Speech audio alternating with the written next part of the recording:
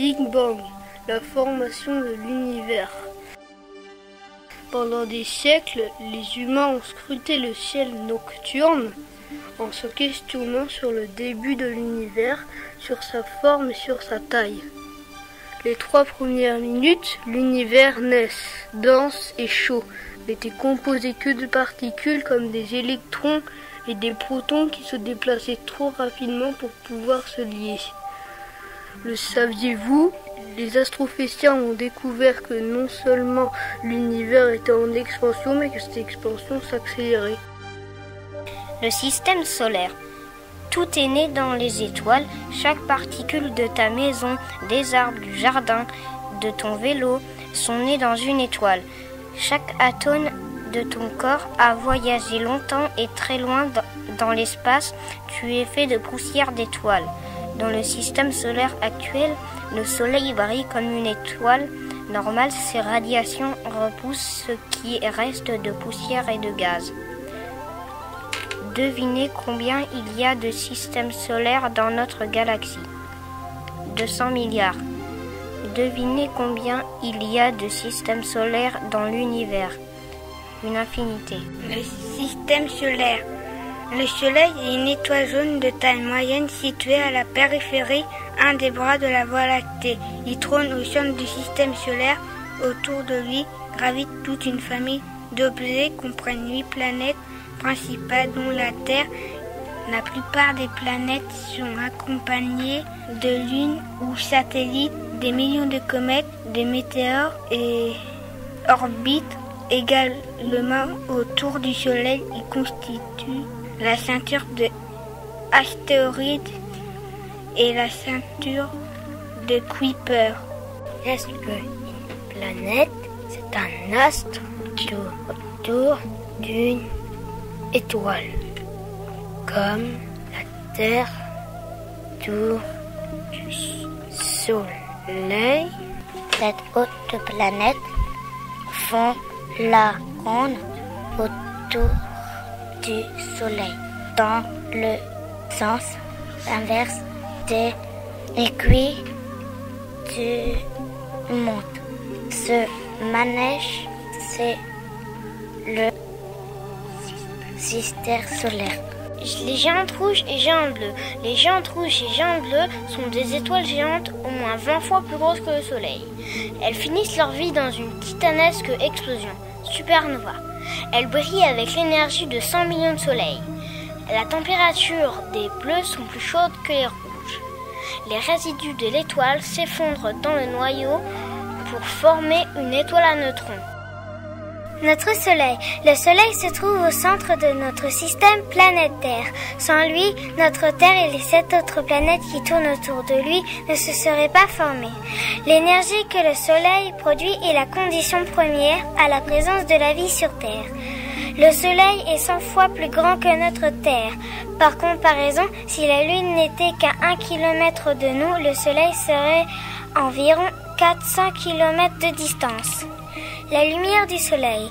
La lumière du Soleil ne met que 8 minutes pour atteindre la Terre. La distance entre la Terre et le Soleil mesure environ 150 millions de kilomètres. La température de la couche du Soleil la plus extérieure est de 2 millions de degrés Celsius. La plus inférieure seulement environ 6500 degrés Celsius. Au cours de sa formation, le Soleil a explosé de nombreuses fois. Le Soleil. Le Soleil n'est pas une boule de feu. S'il était un gros morceau de charbon, il n'aurait brûlé que 7000 ans. Or, il brille depuis plus longtemps. Le Soleil provient du mot latin soliculus. Soleil veut dire jour. L'âge du Soleil est de environ 4,5 milliards d'années. L'arc-en-ciel. La lumière du Soleil est composée de 7 couleurs. Quand elle traverse un rideau de pluie, chaque couleur est déviée d'une façon différente et ressort séparée des autres. La couleur de l'arc-en-ciel, c'est bleu, vert, jaune, rouge, orange, violet, indigo. Les étoiles. Le cycle de la vie des étoiles. Les étoiles naissent d'une nébuleuse. Le Soleil est une étoile. Les étoiles deviennent des géantes rouges. Les étoiles filantes ne sont pas des étoiles, elles sont des météorites. Les étoiles sont des boules de gaz chaudes.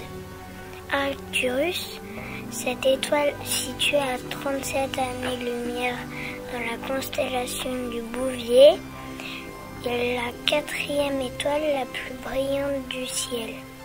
Quelle est l'étoile la plus proche du Soleil? Proxima Centauri.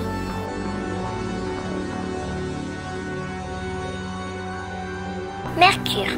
Mercure a une structure, une croûte et un manteau et son noyau de fer. Le noyau est très gros par rapport au volume de la planète. Cette planète est située à 58 millions de kilomètres du Soleil. Et comme elle tourne lentement sur elle-même, il existe de grandes variations de température entre les zones éclairées et les zones d'ombre. 430 degrés à moins 180 degrés. Mercure n'a pas d'atmosphère. Elle est recouverte d'une épaisse couche de petits débris. Vénus. Vénus, appelée aussi l'étoile du berger. Vénus est située à 108 millions de kilomètres du Soleil. Elle est entourée d'une grosse épaisseur de nuages. Vénus est une vraie fournaise. La température en surface est due à l'activité de nombreux volcans qui projettent dans l'atmosphère des gaz. Dans ces conditions inhospitalières, l'eau n'est pas présente sur Vénus. Pourtant, cette planète ressemble à la Terre. Elle est presque aussi grosse et elle est née d'un même amas de gaz et de roches. Son diamètre est de 12 100 km. La température n'a pas toujours été aussi élevée. Mais Vénus étant plus près du Soleil que la Terre, elle a reçu plus de chaleur et l'eau s'est évaporée.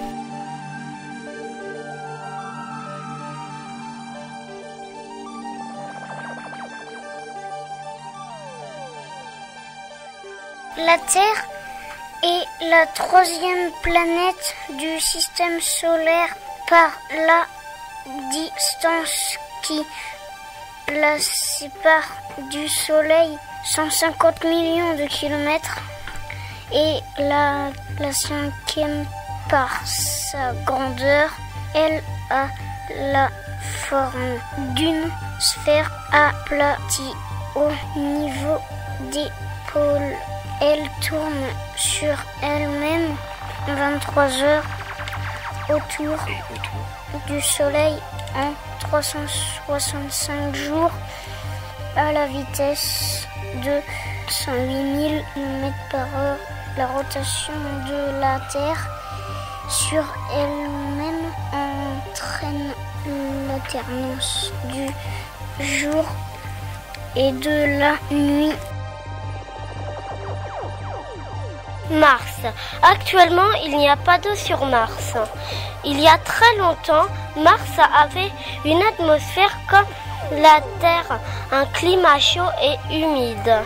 Tout le contraire de la planète actuelle. Mars est la 4e planète du système solaire et la 2e plus petite après Mercure. Sa couleur rouge est donnée par l'abondance d'oxyde de fer. Grâce à la sonde américaine Pathfinder, un petit véhicule téléguidé put être déposé, roulé sur le sol martien en juillet 1997.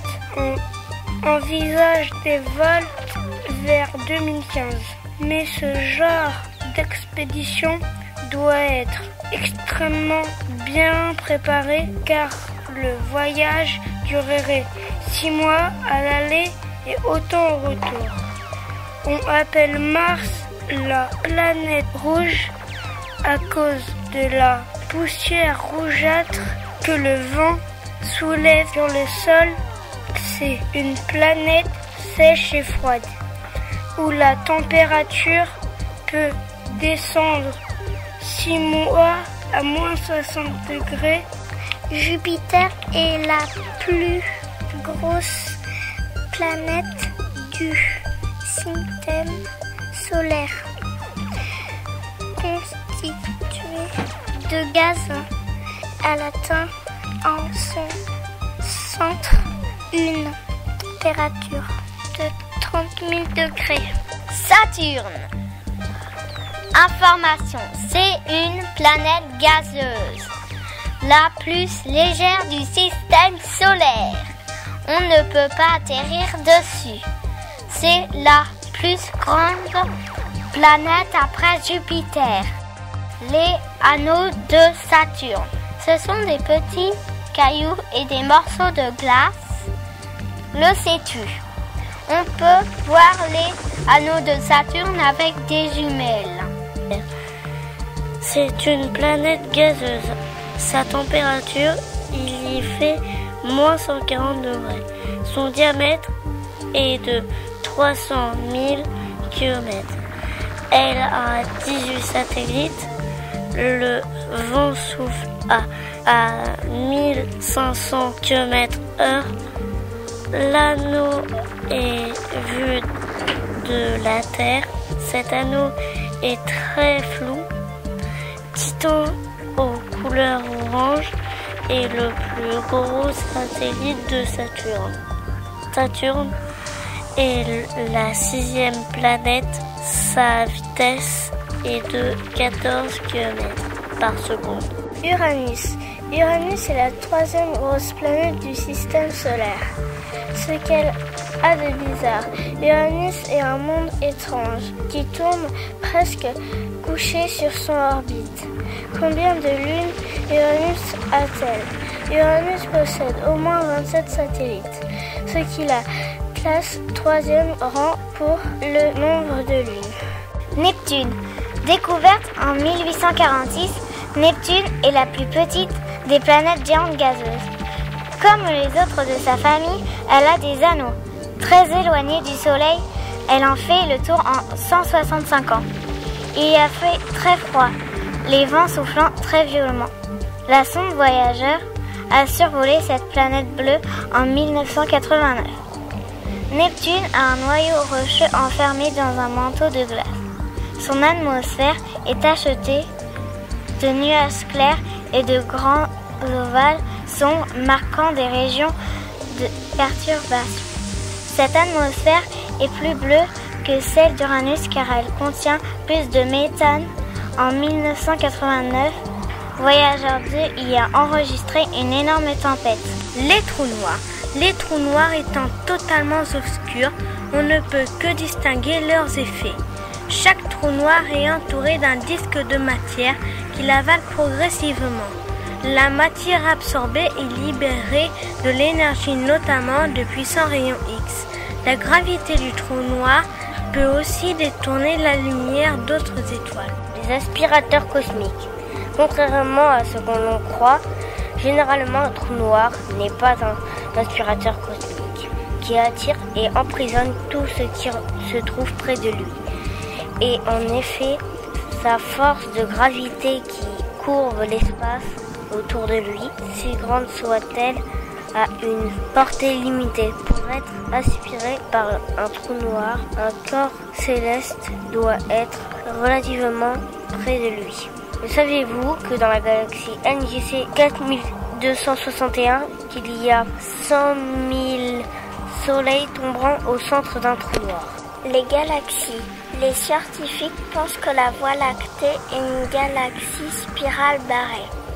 Elle contient 200 à 400 milliards d'étoiles. Une galaxie est un ensemble d'étoiles, de planètes, de comètes, de nuages, de gaz et de poussière. Les étoiles se rassemblent en troupeaux. Les galaxies, c'est des amas d'étoiles. Nous offrons un spectacle magnifique, un vrai feu d'artifice. Les météorites et les météores. La majorité des météorites se désintègrent dans l'atmosphère. Mais certains atteignent le sol de notre planète et sont alors appelés les météorites. Presque toutes les météorites ont une structure pierreuse. La Station spatiale internationale. La Station spatiale. Voici la Station spatiale internationale.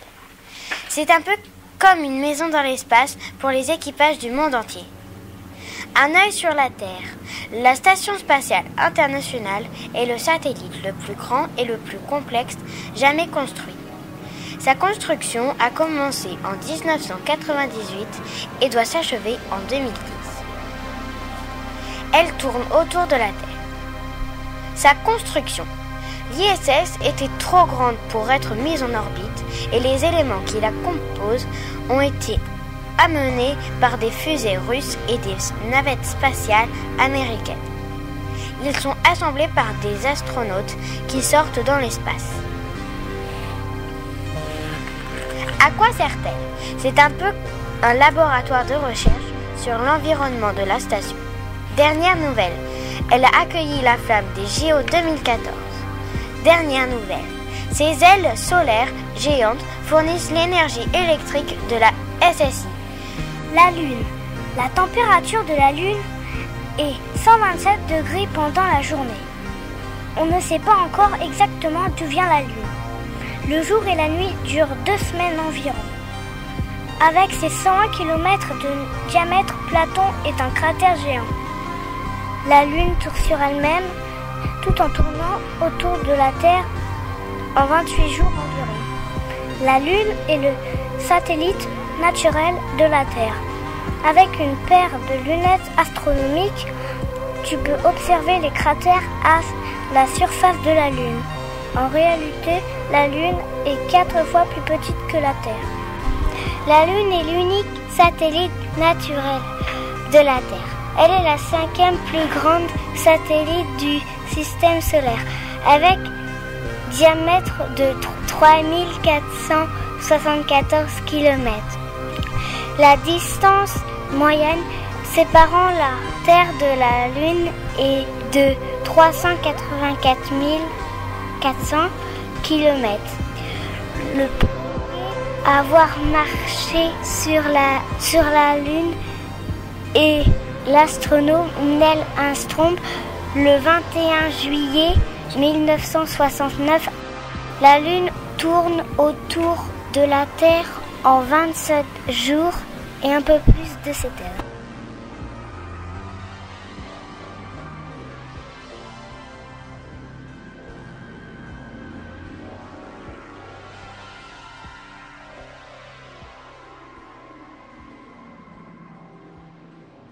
Uranus, c'est une planète gazeuse bleu-vert pâle. Uranus a plusieurs anneaux, mais ils sont fins. Uranus effectue une orbite complète autour du Soleil en 84 ans. Saturne est la seule planète dont la densité est inférieure à celle de l'eau. Autrement dit, elle flotterait comme un bouchon de liège si on lui trouvait un océan à sa mesure. Comme Jupiter et les autres planètes géantes, Saturne est surtout composée de 2 éléments.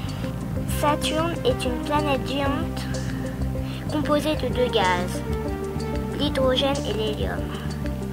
Autour d'elle tournent des anneaux formés de petites particules glacées à des poussières minérales. C'est la planète du système solaire qui a le plus de satellites. On en compte 18. En 1980, la sonde Voyager a survolé cette planète, ses anneaux et ses satellites.